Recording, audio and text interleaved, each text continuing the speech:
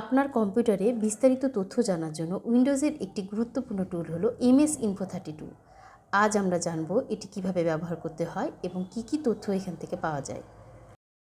MS Info 32 চালানোর জন্য Windows আর press করে MS Info 32 লিখে এন্টার মারলে একটি উইন্ডো খুলে যাবে।